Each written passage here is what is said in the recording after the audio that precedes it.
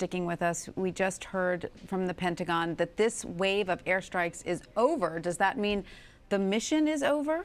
I think the president left that door wide open. I think they're going to look at battle damage assessment. They're going to measure what the Assad government does. I mean, I don't believe they'll go ahead and fire a chemical weapon tomorrow. That would just be crazy for them to do that.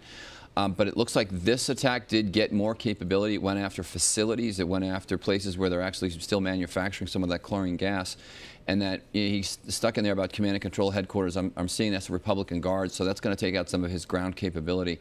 So I think it's more of what happened than last time, and we've added the British and the French to it. There's no question it's been a ratcheted up response. We heard from General Dunford that there were 3 main targets this time. Can you elaborate on those a little bit? Yeah, so if you think one of them was an airfield, similar to what we did last time. So we took, kind of one of the military air bases out. The second one was that control facility of where they store chemical weapons and where they're actually still manufacturing them. So it's dangerous to deal with these things, and to get them into helicopters, to handlers, they've got to be careful about them.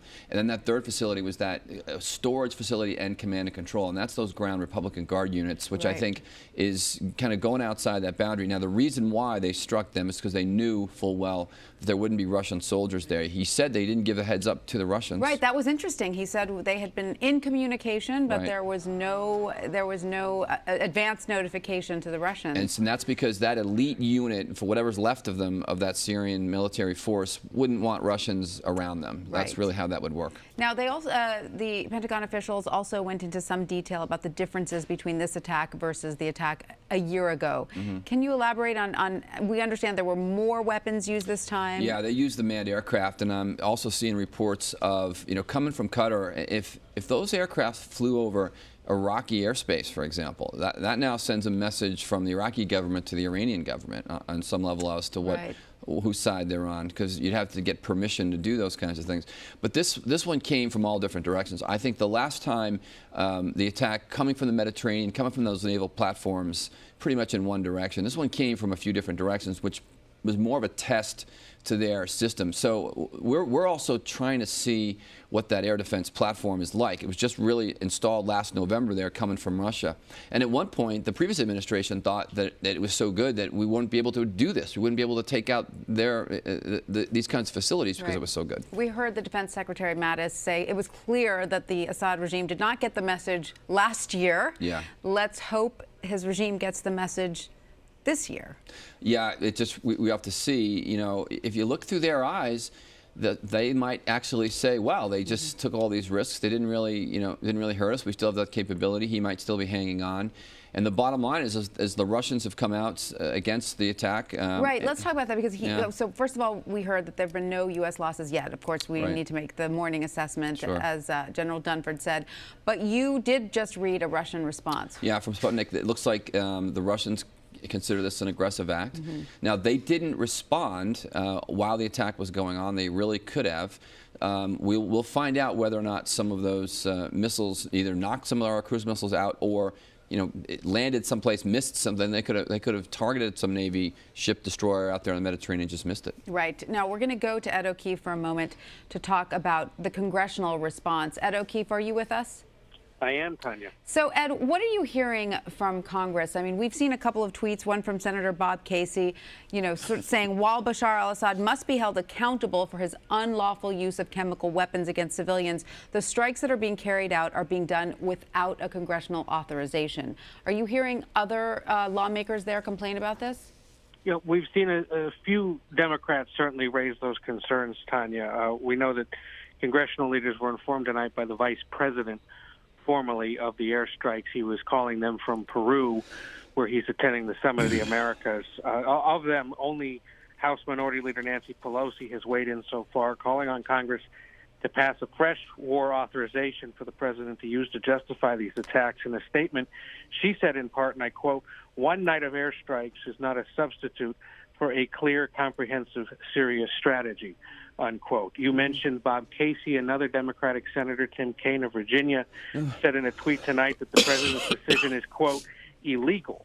We need to stop giving presidents a blank check to wage war. Today it's Syria, but what's going to stop him from bombing Iran or North Korea next, unquote. But Kaine is working with the Senate Foreign Relations Committee Chairman Bob Corker of Tennessee on legislation that would enact a new authorization for the use of military force. On Capitol Hill, they call it an AUMF, the initials. Corker and Kane have been working on this. It would enact the first new AUMF since the 9/11 era. Among other things, it would be renewed every 4 years. Congress would have the right to review the addition of any new terrorism groups to a list of targeted organizations, and there's some other changes. Kane's a Face the Nation guest on Sunday and undoubtedly may have a little more detail to share on this if we don't learn it sooner. But this was in the works this week, and then, of course, the attacks came tonight, and Democrats reiterating their opposition. Republicans, however, loyal to the president, still pretty supportive. The House Majority Leader tonight saying, quote, "The barbarism from the Assad regime will not be tolerated. America and its allies are together to deliver the consequences from such heinous action." All right. Well, Ed, stick with us for a second. I want to ask Mike, because in the absence of an AUMF, what is the legal standing here? Is what the president did tonight legal? Yeah, there's going to be two sides to that. Some will say not, some will say it is. But the Constitution does give the president authorization to go to war. But the War Powers Act really limits him from staying at war. So for the next 48 hours, he has to notify Congress of this. And then he's got to withdraw those troops within 60 days without that AUMF. And to the point before, we're still working off the same AUMF from what happened back in 9/11 days. I mean, we've got soldiers inside of Syria, for example, which had nothing to do with the 9/11 attack. So this is where Congress really has not done their job and has not, stepped up and gotten to the president, because they really don't want to go out on a limb. The previous administration, when Obama wanted to strike Syria, Congress didn't want to vote on it. They didn't want to give him that authorization. Right. So at this point, Ed, do you sense that this is enough of an issue for congressional Democrats that they're going to press this point? This, in addition to everything else, Tanya, yes. I think, this has been bubbling under the surface really since the Trump administration began. And frankly, it would have been bubbling underneath the surface if somebody else had become president, because there are a number of lawmakers in both parties who have been saying for years that there needs to be a new authorization established, because, al-Qaeda really doesn't exist the way it did 17 years ago. With ISIS being the focus, that organization has never been codified into one of these types of laws.